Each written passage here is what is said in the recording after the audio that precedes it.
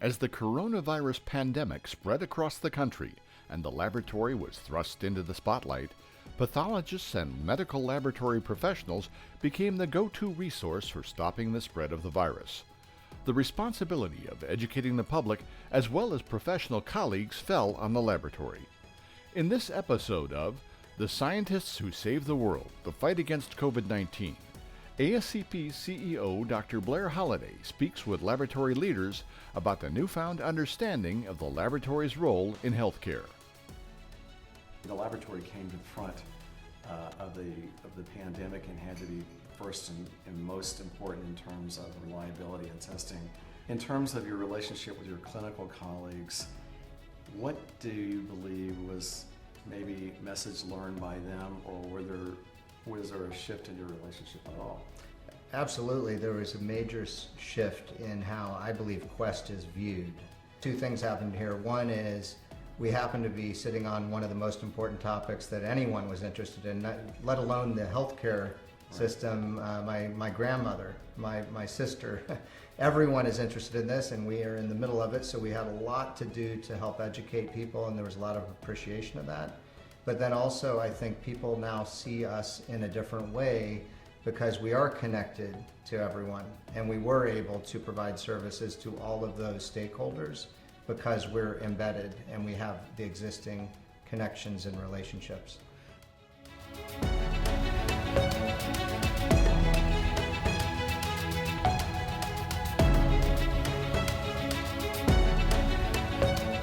Do you believe the role of the laboratory, now that it's been elevated in front of the public eye, that there's an opportunity for us to be better custodians of the messaging as well, including with our government officials? You can't treat what you can't diagnose. Right. And clearly one of the strengths of laboratory medicine is it provides objective data that clinicians can act upon. And I think that the response of American laboratories in terms of independently developing tests for the SARS-CoV-2 virus, to understanding the coagulation disorders that are now occurring potentially as a complication of vaccination, underscore the value of laboratory testing.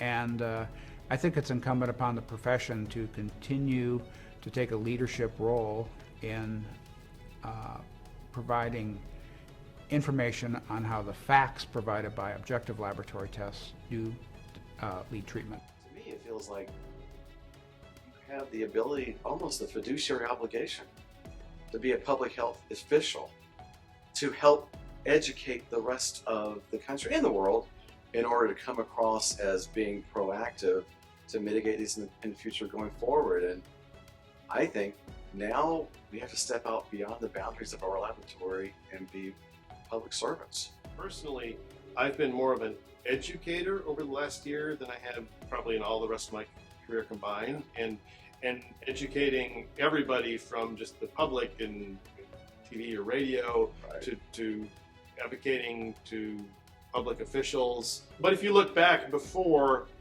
how often did somebody want to talk to a virologist, right? I mean, there is a limited amount of interest in that before there's a pandemic, but now the virologists are sort of the rock stars of this pandemic. What do you think we, as custodians of empirical data, what do you think we have done to help enlighten the role of patient care to patients who just thought we were a black box? We had to educate our not only just the clinicians, but also our executive team here at the Cleveland Clinic. Yeah. And so there was a lot of communication going upwards. And in fact, I think that we accelerated our development as a lab with our C-suite over the last year. Really kind of went into ground that was untrodden. In fact, at one point I had to ask for almost $35 million to expand our COVID testing. Our executive team, including our CEO, Dr. Mihaljevic, have been really supportive of lab because we've presented them with science.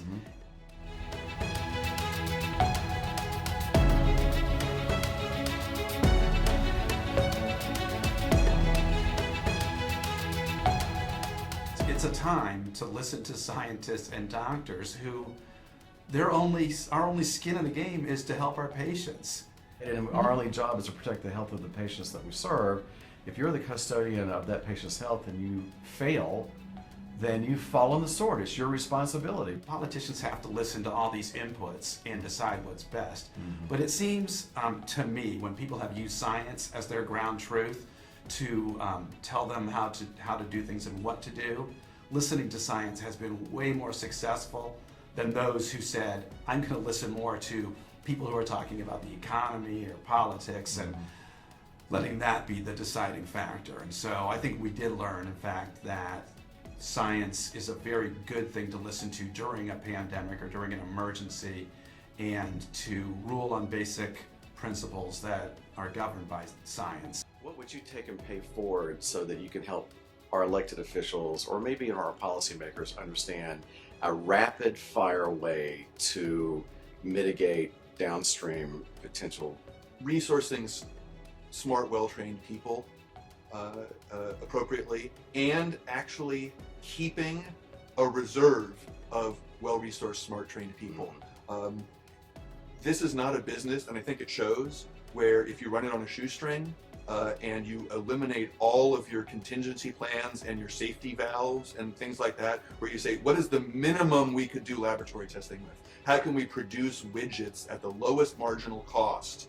And just do that, the bare bones of laboratory testing, then you don't have the time when the proverbial stuff hits the fan to then go big in something like that. And a lot of laboratory testing in this country was treated as, has been, and probably continues to be, treated as widget manufacturing. Commodity. Yeah, and a commodity at the cheapest possible thing. But what happens when you treat it as a physical commodity is that the human side of it disappears. And so, the lesson I would say is, and the lesson I hope to prepare our faculty and staff and system for, God forbid, COVID-74 or whatever, is to keep a robust training program here to educate the next generation of folks to do exactly what it is that I've been doing. Is there a message you have for, let's say, I am Joe Smith, I'm sitting in Capitol Hill, I'm a senator, I don't quite understand what a laboratory does, but I need you to convince me that we need to be better prepared for. What do you think the laboratory's role might be for that? Well, first off, communication. We need to be part of the communication. If we're not part of it, and we need, like I say, we need to stick our foot in the door and say, hey, we need to be part of this discussion. Right. Second role that I think is you need to be advocates for research. Right. Laboratories, they need to make money. I understand that. That's part of what we do to operate. We got to make money to operate. But having the opportunity to work with researchers, doing laboratory developed tests, creating those types of opportunities, because the funding sometimes may not come directly to you, but it may be through a research organization that's doing something. That says, I need access to clinical samples to be able to develop this new product. Well, you need a laboratory to help you out. They finally know that laboratories are important, or lab testing is important. Right. A lot of things they don't know about lab testing, but I think that's us to educate.